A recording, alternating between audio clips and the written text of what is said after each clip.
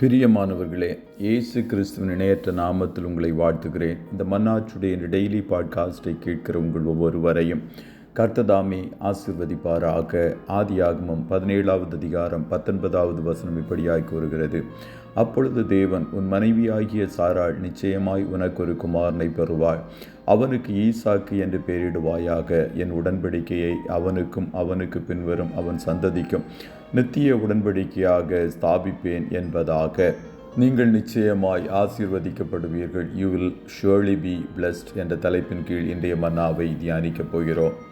ஆண்டவர் தாவீதுக்கு நிச்சயமான கிருபையை கொடுப்பேன் என்று சொன்னார். கர்த்தர் ஈசாக்கோடு நிச்சயமாய் இருந்தார் என்று வேதம் கூறுகிறது.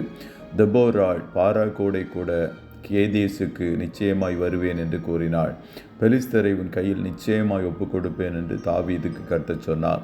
நித்திய உடன்படிக்கையையும் கர்த்தர் செய்தார். அதுபோலத்தான் தேவன் ஆபிரகாமுக்கு நிச்சயமான ஆசீர்வாதத்தை கொடுப்பேன் என்று வாக்குத்தத்தம் செய்தார். ஆபிரகாம் பிள்ளை பேர் இல்லாத போது, பிள்ளை இனிமேல் பிறக்க வாய்ப்பே இல்லை என்ற சூழ்நிலையில் இருந்தபோது கர்த்தர் அவனை பார்த்து நிச்சயமான ஆசீர்வாதத்தை கூறினார். ஆண்டவர் ஒரு முறை கூறினாலே போதுமானது, அதை கட்டாயம் செய்து முடிப்பார். ஆனால் ஆபிரகாமுக்கு அவர் மீண்டும் வந்து ஆதியாகமம் 18:10 சொல்லுகிறார்: ஒரு உற்பவு திட்ட காலத்தில் நிச்சயமாய் உன்னிடத்திற்கு திரும்ப வருவேன். அப்பொழுது உன் மனைவியாகிய சாராளுக்கு ஒரு குமாரன் இருப்பான் என்றார் என்பதாக. ஆண்டவர் ஒரு தரம் விளம்பினார், 2 தரம் கேட்டிருக்கிறேன். வல்லமை கர்த்தருடையது. ஆபிரகாமுக்கு ஒன்றுக்கு அதிகமாக வந்து நிச்சயமான ஆசீர்வாதத்தை வாக்குத்தத்தம் செய்தவர் உங்களுக்கும் சொல்லுகிறார், நிச்சயமான ஆசீர்வாதத்தை நான் கொடுப்பேன் என்பதாக. அதே வேளையில் ஆபிரகாமைப் போல விட வேண்டிய காரியங்களை நாம் விட்டு ஆண்டவருக்கு பிரியமானவர்களாக இருக்க வேண்டும். மெசொப்பொத்தேமியா தேசத்திலே இருந்த ஆபிரகாம் தன் தேசத்தையும் இனத்தையும் விட்டு பிரிந்தான். மெசொப்பொத்தேமியா தேசத்தில் யூப்ரட்டஸ், டைகிரிஸ் போன்ற நதிகள் உண்டு. ஒரு நதியோரத்தில் இருக்கும் ஜனங்களே இலையுதிராதிருக்கிற மரத்தை போல் இருப்பார்கள். ஆனால் ஆபிரகாம் 2 நதிகள் உள்ள தேசத்தை விட்டு ஆண்டவர் சொல் கேட்டு கானான் தேசத்தை நோக்கி புறப்பட்டான். முதலில் ஆண்டவர் சொல் கேட்டு 2 நதிகள் உள்ள தேசத்தை விட்டு ஆபிரகாம் பிரிந்ததினால் கானானில் ஆண்டவர் 2 நதிகளை ஆபிரகாமுக்கு கொடுப்பேன் என்று வாக்கு கொடுத்தார்.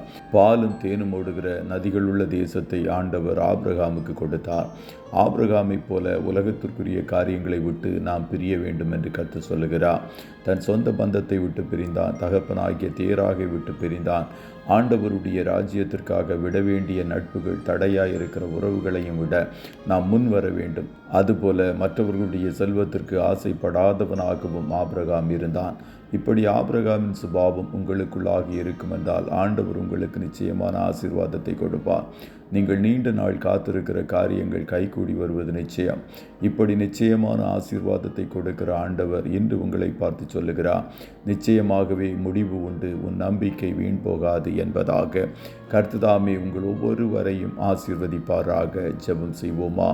நல்ல தகப்பனே, உம்மை நன்றியோடு துதிக்கிறோம்.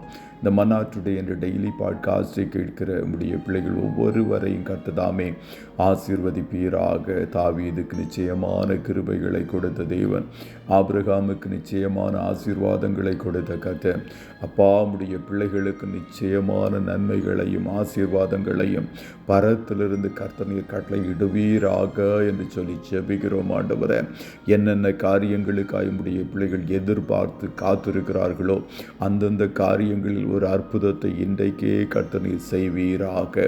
இன்றைய தினம் நம்முடைய பிள்ளைகள் கையிடுகிற எல்லா வேலைகளையும் ஆசீர்வதியும். போக்கிலும் வரத்திலும் உடனிரும். கண்மணி போல காத்துருளும். காரிய சுத்தியை உண்டு பண்ணும்.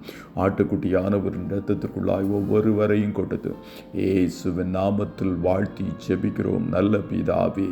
ஆமென்.